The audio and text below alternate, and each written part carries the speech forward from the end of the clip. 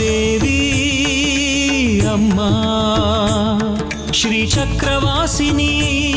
ಯಾರ್ಯಾರ ಹಣೆಯಲ್ಲಿ ಏನೇನು ಬರ್ತಿದ್ಯೋ ಅದನ್ನೆಲ್ಲ ಅನುಭವಿಸ್ಲೇಬೇಕಲ್ಲ. ಪಾಪ ಆ ಎಳೆಗೂಸನ್ ಕಟ್ಕೊಂಡು ಬಂಗಾರಿ ಅದೇನು ಪಡಬಾರ್ದು ಪಾಡಪಡ್ತಿದ್ದಾನೋ ಏನೋ.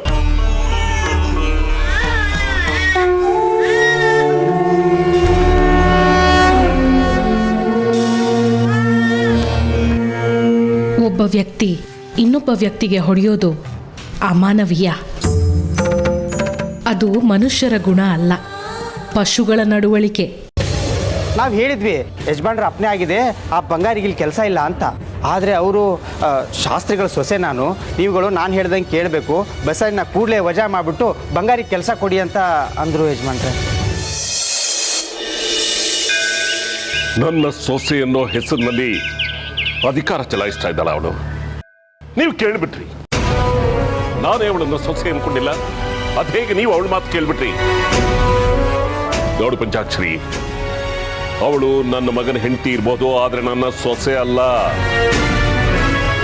ನಾನು ಮೊದಲೇ ಹೇಳಿದ್ದೀನಿ, ಇನ್ನು ಮುಂದೆ ಯಾವುದೇ ಕಾರಣಕ್ಕೂ ಅವಳ ಮಾತನ್ನ ನೀವುಗಳು ಕೇಳೋ ಹಾಗಿಲ್ಲ.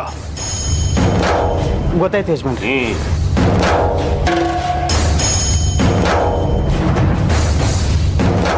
ರೀ ಬನ್ನಿ ಊಟಕ್ಕೆ.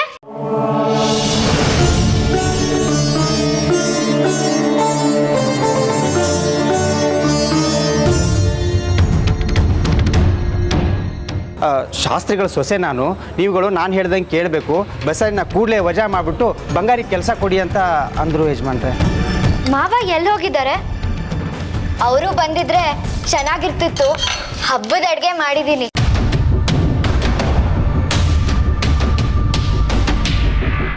ಅವರೆಲ್ಲಿ ಬರ್ತಾರೆ? ಇನ್ನು 9 ದಿನ ದೇವಸ್ಥಾನದಲ್ಲೇ ವಿಶೇಷ ಅನ್ನ ಸಂತರ್ಪಣೆ ಇದೆಯಲ್ಲ ಅಲ್ಲಿ. ನಿಜ, ಆದ್ರೂ ಇಲ್ಲ ಗೀದ್ರು ಇಲ್ಲ. ಇದನ್ನೆಲ್ಲ ನೋಡ್ತಾ ಇದ್ರೆ ಹೊಟ್ಟೆ ಹಸಿವು ಇನ್ನೂ ಜಾಸ್ತಿ ಆಗ್ತಿದೆ. ಬೇಗ ಬೇಗ ಬಡಿಸು.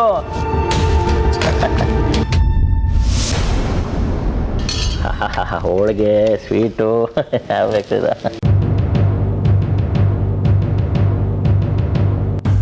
ಹಾಕು ಹಾಕು ಹಾಕು. ತುಪ್ಪ ಇರ್ಲಿಲ್ವಾ? ತಿನ್ನು, ಚೆನ್ನಾಗಿ ಗದಗು.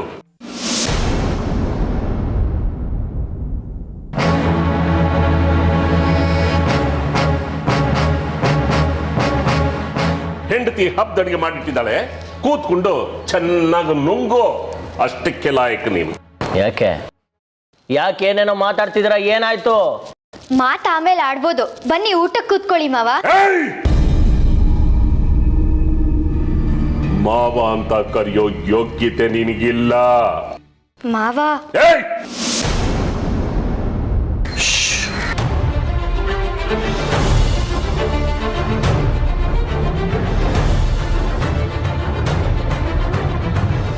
ಅವತ್ತು ನೀವೇ ಇವಳನ್ನ ಬಾಯಿ ತುಂಬ ಸೊಸೆ ಅಂತ ಕರೆದಿದ್ರಿ.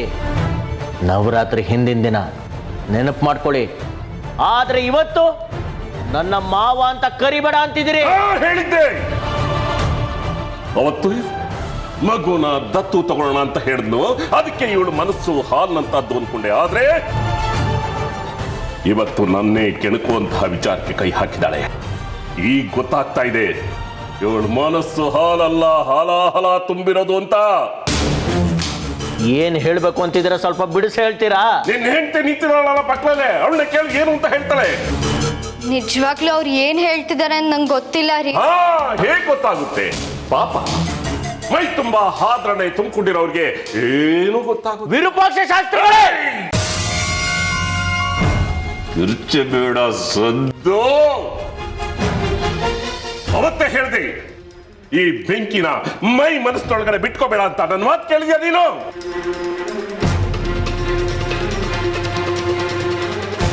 ಈ ಮನೆನಿ ಸುಡುವಂತ ಕೆಲಸಕ್ಕೆ ಕೈ ಹಾಕಿದಾಳೆ. ಮಾವ, ಆ ದಕ್ಷಿಣನಾಥ ನಾಣೆಗೂ ನೀವೇನ್ ಮಾತಾಡ್ತಾ ಇದ್ದೀರಾ ಅಂತ ನಂಗೆ ಗೊತ್ತಾಗ್ತಿಲ್ಲ. ಆದ್ರೆ ಇಷ್ಟು ಕಠೋರವಾಗಿ ಮಾತಾಡಬೇಡಿ. ನಾನು ಏನು ಅಪಚಾರ ಮಾಡಿದ್ದೀನಿ ಅಂತ ಹೇಳಿ. ನಿನ್ನ ಮುಂದೆನೂ ಹೀಗೆ ಕಣ್ಣೀರ್ ಹಾಕಿ ಅವಳ ಬಸ್ರಿಗೆ ನೀನೇ ಕಾರಣ ಅಂತ ಹೇಳಿ ನಿನ್ನನ್ನು ಒರೆಸ್ಕೊಂಡ್ಲಾ? ಅವಳಾಗ್ ಬಂದಿಲ್ಲ, ನಾನು ಅವಳ ಹತ್ರ ಹೋಗಿ ಕ್ಷಮೆ ಕೇಳಿ ಕರ್ಕೊಂಡು ಬಂದು ಮದುವೆ ಆಗಿ ಸಂಸಾರ ಮಾಡ್ತಾ ಇದ್ದೀನಿ. ತಡೆಯಕ್ಕಾಗ್ಲಿಲ್ಲ ನಾವು ದೇಹದ ದರಿದ್ರಗಳನ್ನ ಅದಕ್ಕೆ ಕರ್ಕೊಂಡ್ ಬಂದ್ಯಾ? ತಲೆ ಕೆಟ್ಟಿದೇನ್ರಿ ನಿಮ್ಗೆ? ಬಾಯಿಗೆ ಬಂದಾಗ ಮಾತಾಡ್ತಿದ್ರಲ್ಲ, ಈಗೇನಾಯ್ತು ಅಂತ ಹೇಳ್ತಿರೋ ಅಥವಾ ಕೋಪ ಬಂತ? ನನಗೂ ಹೀಗೆ. ನನ್ನ ಪಾಡಿಗೆ ನಾನು ದೇವಸ್ಥಾನದ ಆಡಳಿತ ನೋಡ್ಕೊಂಡು ನೆಮ್ಮದಿಯಾಗಿರುವಾಗ ಯಾರಾದ್ರೂ ಮಧ್ಯೆ ಬಂದು ಮೂಗು ತೋರಿಸಿದ್ರೆ ನನಗೂ ಹೀಗೆ ಕೋಪ ಬರುತ್ತೆ. ಯಾರು ನಿಮ್ ವಿಷಯಕ್ಕೆ ಮೂಗ್ ತೋರಿಸಿದ್ದು? ಇನ್ಯಾರು? ನಿನ್ನ ಹೆಂಡತಿ. ಇಲ್ಲ ರೀ, ನಂಗೇನು ಗೊತ್ತಿಲ್ಲ. ಮಾಡೋದೆಲ್ಲ ಮಾಡಿ ಮಳ್ಳಿ ಹಾಗಾಡ್ತಾ ಇದ್ದಾಳೆ. ಮರ್ಯಾದೆ ಕೆಟ್ಟು ಹೋಗುತ್ತೆ. ನಾಲ್ಗೆ ಬಿಗಿ ಹಿಡಿದು ಮಾತಾಡಿ. ಈಗೇನಾಯ್ತು ಅಂತ ಹೇಳಿ. ನಿನ್ನ ಹೆಂಡತಿ ದೇವಸ್ಥಾನಕ್ಕೆ ಬಂದಿಯಾಳೆ. ನಾನು ಬಂಗಾರಿನ ಕೆಲಸದಿಂದ ತೆಗೆದು ಬಸಯ್ಯಂಗೆ ಆ ಕೆಲಸ ಕೊಟ್ಟಿದ್ದೆ. ಅವನು ಗುತ್ತಿಗೆ ಹಣವನ್ನು ಕೊಟ್ಟಿದ್ದ. ಆದ್ರೆ ನಿನ್ನ ಹೆಂಡತಿ ಅಲ್ಲಿಗೆ ಬಂದು ಬಸಯ್ಯನ ಕೆಲಸದಿಂದ ತೆಗೆದು ಬಂಗಾರಿನ ನೇಮಿಸಿದಾಳೆ. ದಿನ ಬಂಗಾರಿ ನೋಡೋ ಚಪಲ ಇರಬೇಕು.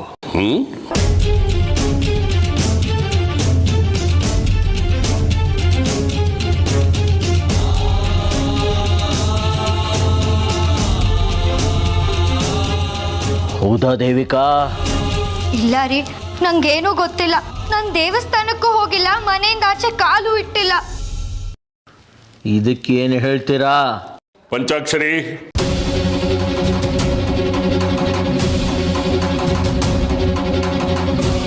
ಇವಳು ದೇವಸ್ಥಾನಕ್ಕೆ ಬಂದಿರ್ಲಿಲ್ವಾ? ಬಂದಿದ್ರಿ ಯಜಮಾನ್ರೆ. ಬಂದು ಬಸ್ಸೇನ್ ಕೆಲಸನ ರದ್ದು ಮಾಡಿಸಿ ಬಂಗಾರಿಗೆ ಕೆಲಸ ಕೊಡಿಸಿದ್ರು.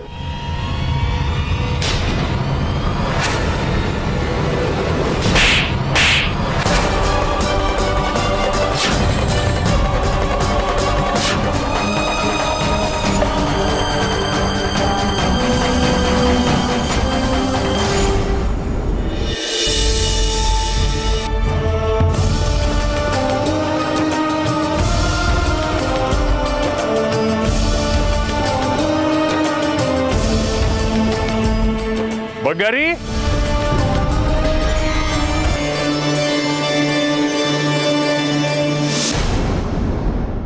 ಬಂಗಾರಿ,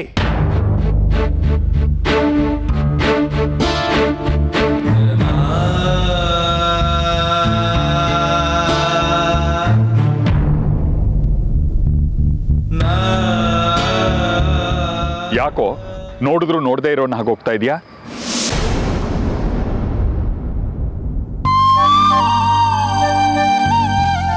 ಪುಟಾಣಿ, ಅಕ್ಕಮ್ಮ ಅಳ್ತಾ ಇದೆಯಾ? ಎಲ್ಲ ಹೊರಟಿದ್ಯಾ ಅಪ್ಪನ ಜೊತೆಗೆ? ಬಾ ಬಾ ಬಾ ಬಾ ಬಾ ಬಾಲ ಪುಟಾಣಿ, ಒಳು ಬಾರ್ತು ಬಾ ಚಿನ್ನ. ಬಾಲೆ ಬಾಲೆ ಬಾಲೆ ಬಾಲೆ ಬಾ ಬಾ ಬಾ.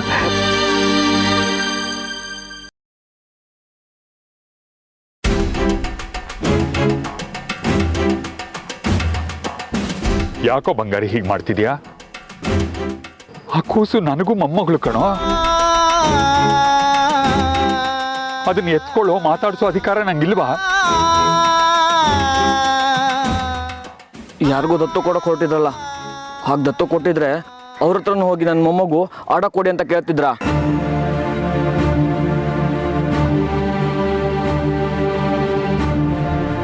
ಬಂಗಾರಿ, ಆಗಿದ್ದಾಗ ಹೋಯ್ತು. ಮನಸ್ಸಿನಲ್ಲಿರೋ ವಿಷಯನ ಎಷ್ಟು ದಿವಸ ಇಟ್ಕೋತೀಯೋ?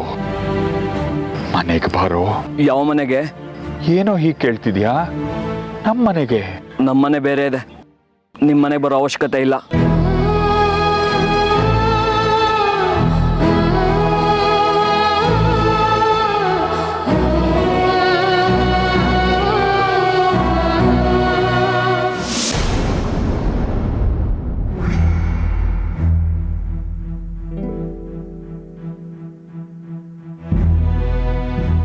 ನನ್ನ ಹೆಂಡತಿ ಪರವಾಗಿ ನಾನು ನಿಮ್ಮಲ್ಲಿ ಕ್ಷಮೆ ಕೇಳ್ತೀನಿ ಶಾಸ್ತ್ರಿಗಳೇ. ಊರವ್ರ ಮುಂದೆ ಹೋದ ಮರ್ಯಾದೆ ಮನೆಗೆ ಬಂದು ಕ್ಷಮೆ ಕೇಳ್ಬಿಟ್ರೆ ಈಗೇನು ಊರವ್ರಿಗೆಲ್ಲ ಕರೆದು ನಿಮ್ಮ ಪಂಚಾಯತಿಲಿ ಕಾಲ್ ಮುಗಿಬೇಕಾ?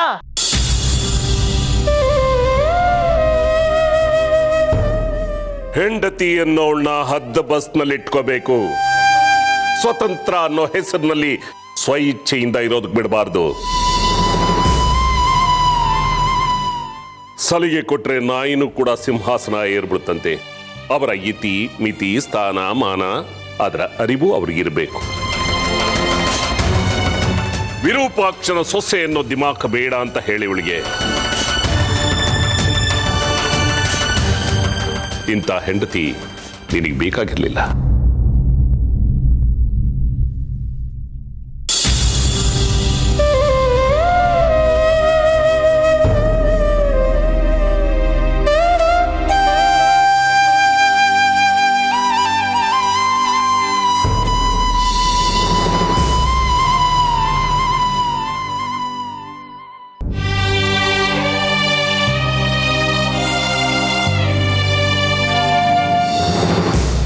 ಎಲ್ಲಿ ಮಾಡ್ಕೊಂಡಿದ್ಯಾ ಮನೆ?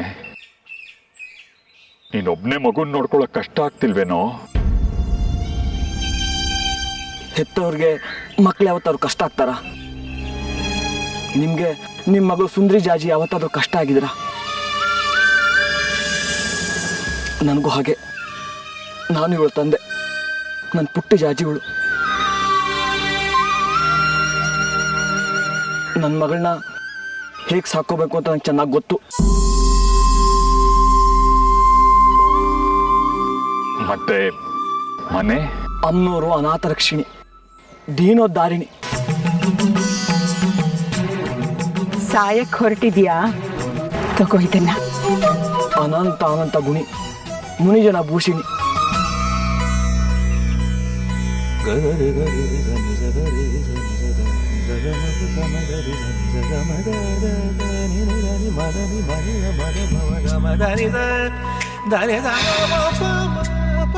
ನನ್ನಂತ ಅನಾಥರಿಗೆ ಅವರೇ ದಿಕ್ಕಲ್ವಾ?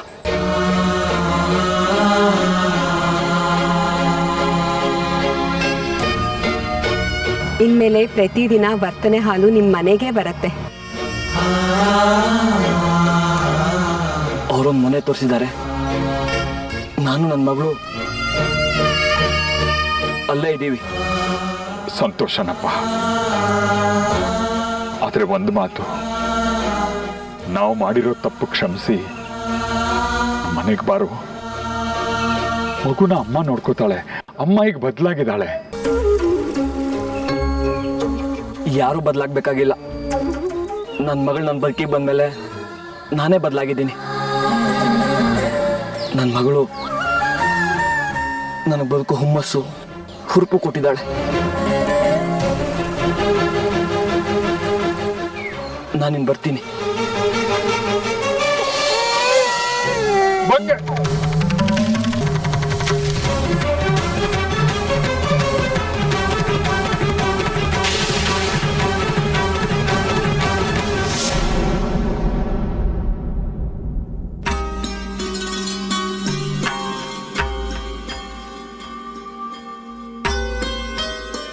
ಏನಾಯ್ತು ದೇವಿಕಾ ದೇವಸ್ಥಾನದಲ್ಲಿ? ನಿಜ ಹೇಳು. ಮತ್ತೆ ಮತ್ತೆ ಅದನ್ನೇ ಕೇಳ್ತಾ ಇದ್ದೀರಲ್ರಿ. ಮಗು ಮೇಲೆ ಆಣೆಗೂ. ಮಗು ಮೇಲೆಲ್ಲ ಆಣೆ ಹಾಕ್ಬೇಡ. ಏನ್ ವಿಷಯ ಅದನ್ನ ಹೇಳಿದ್ರೆ ಸಾಕು. ನಾನ್ ನಿಜವಾಗ್ಲೂ ದೇವಸ್ಥಾನಕ್ಕೆ ಹೋಗ್ಲಿಲ್ಲ. ಬಂಗಾರಿನ ಕೆಲ್ಸಕ್ಕೂ ನೇಮಿಸ್ಲಿಲ್ಲ. ಸುಳ್ಳು ಹೇಳೋದನ್ನ ರೂಢಿಸ್ಕೋಬೇಡ ದೇವಿಕಾ. ಅದರಿಂದ ಯಾರಿಗೂ ಒಳಿತಾಗಲ್ಲ. ನಾನ್ ನಿಮಗೆ ಹೇಗೆ ಅರ್ಥ ಮಾಡಿಸ್ಲಿ? ನನ್ನ ನಿನ್ನ ಹಳೆ ಕಥೆಗಳು ಏನೇ ಇರ್ಬೋದು, ಆದರೆ ಈಗ ನಮ್ಮಿಬ್ಬರಿಗೂ ಮದುವೆ ಆಗಿದೆ. ಸ್ವಲ್ಪ ಜವಾಬ್ದಾರಿಯಿಂದ ನಡ್ಕೊಂಡ್ರೆ ಒಳ್ಳೇದು.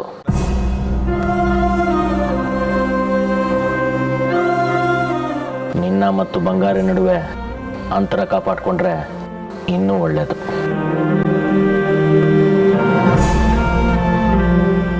ರೀ, ನನಗಿಷ್ಟು ಒಳ್ಳೆ ಬದುಕು ಸಿಗಕ್ ಕಾರಣನೇ ಬಂಗಾರಿ ಮತ್ತೆ ಜಾಜಿ. ನನಗ ಆ ಋಣದ ಕೃತಜ್ಞತೆ ಬಿಟ್ಟು ಬೇರೆ ಯಾವ ಭಾವನೆನೂ ಇಲ್ಲ. ನನ್ಗೆ ಅರ್ಥ ಆಗತ್ತೆ ದೇವಿಕಾ.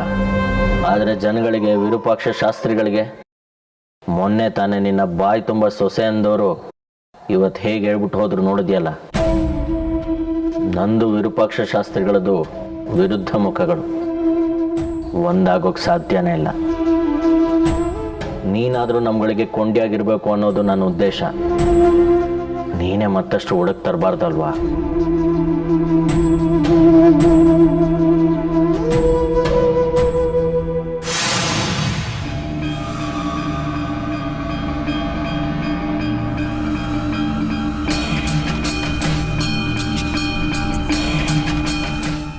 ಇನ್ನು ಎಷ್ಟೊತ್ತು? ನವರಾತ್ರಿ ಪೂಜೆ. ಹೇಳು, ಏನ್ ವಿಷಯ? ಮಾತಾಡ್ಬೇಕಾಗಿತ್ತು. ಹಾಡು. ಏಯ್, ನಾನು ಜಾಗಟೆ ಬಾಸೋ ದಾಸೆ ಅಲ್ಲ. ನಿನ್ ಪಾಡಿಗೆ ನೀನ್ ಕೂತಿರೋ, ನನ್ನ ಪಾಡಿಗೆ ನಾನು ಮಾತಾಡ್ಕೊಂಡು ಹೋಗೋದಕ್ಕೆ.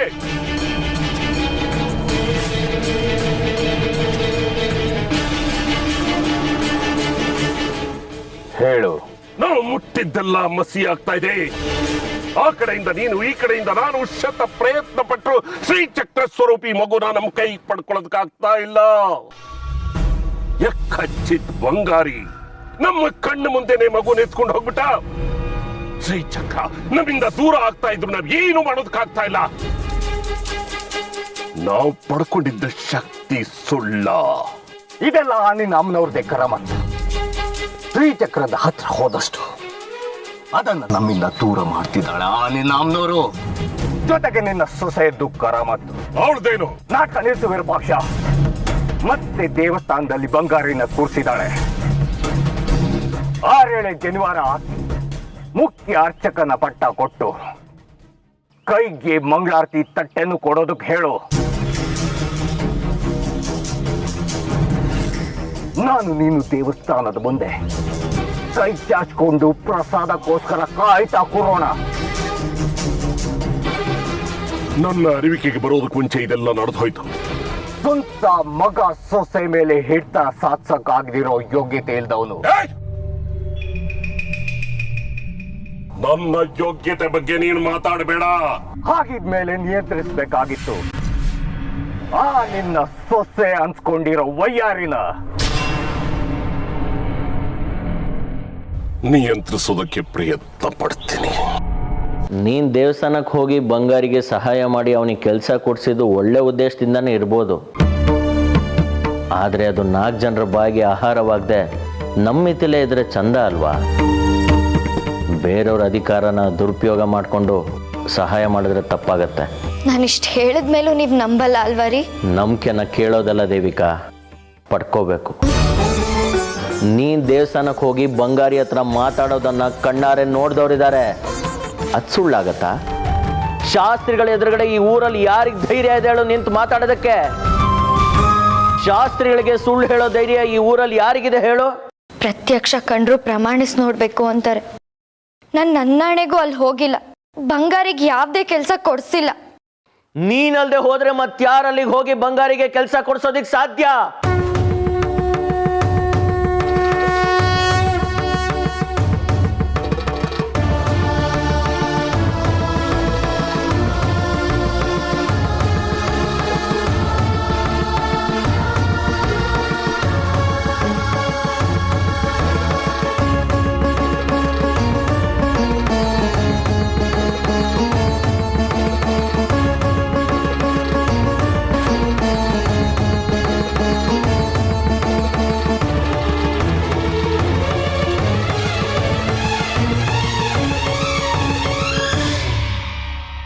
ನಿಯಂತ್ರಿಸಬೇಕಾಗಿರೋದು ಅಮ್ಮನವ್ರನ್ನ ವಿರೂಪಾಕ್ಷ.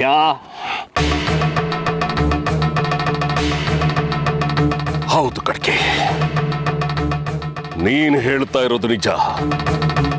ಹೇಗಾದ್ರೂ ಮಾಡಿ ಶೇಖರಿಯಿಂದ ಶ್ರೀಚಕ್ರ ಸ್ವರೂಪಿ ಮಗುವನ್ನು ಪಡ್ಕೋಬೇಕು ಅಂತ ನಾವು ನೋಡಿದ್ರೆ, ಅದೇ ಸಮಯಕ್ಕೆ ಸರಿಯಾಗಿ ಅಮ್ಮನವರು ಬಂಗಾರಿನ ಸಭೆ ಕಳಿಸಿ ನಮ್ಮ ಕೈಯಿಂದ ಶ್ರೀಚಕ್ರ ಸ್ವರೂಪಿ ಮಗುನ ಕಸ್ಕೊಂಡ್ಬಿಟ್ರು. ಹೀಗೆ ಆದ್ರೆ ಶ್ರೀಚಕ್ರ ಸ್ವರೂಪಿ ಮಗು ನಮ್ಮ ಕೈಗೆ ದಕ್ಕೋದು ಹೇಗೆ? ಏನಾದ್ರೂ ಮಾಡು ಕಡ್ಕೆ. ಸೇರಿಗೆ ಸವಾಸಿರುವ ನಿನ್ನ ಅಮ್ಮನವರು. ಅವರ ಮುಂದೆ ನನ್ನ ಮಂತ್ರ ಶಕ್ತಿಗಳು ನಡೆಯೋದಿಲ್ಲ.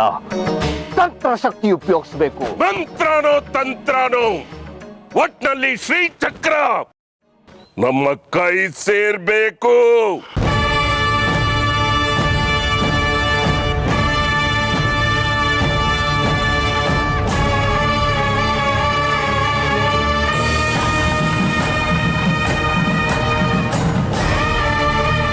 ಹೇಗಿದ್ರು ಬಂಗಾರಿ ಮಗುನೆತ್ಕೊಂಡೋಗಿ ಮನೆಯವರಿಂದ ದೂರ ಇದ್ದಾನೆ,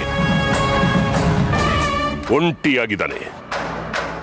ಅವನು ಇಲ್ದೇ ಇರೋ ಸಮಯ ನೋಡಿ ಮನೆಗೆ ನುಗ್ಗಿ ಆ ಮಗುನ. ನನಗೇನು ಸಮಸ್ಯೆ ಇಲ್ಲ. ಬಾ ನಿನ್ನ ಅಮ್ಮನವರು ಅಲ್ಲೂ ಅಡ್ಗಾಲ್ ಹಾಕ್ಬಿಟ್ರೆ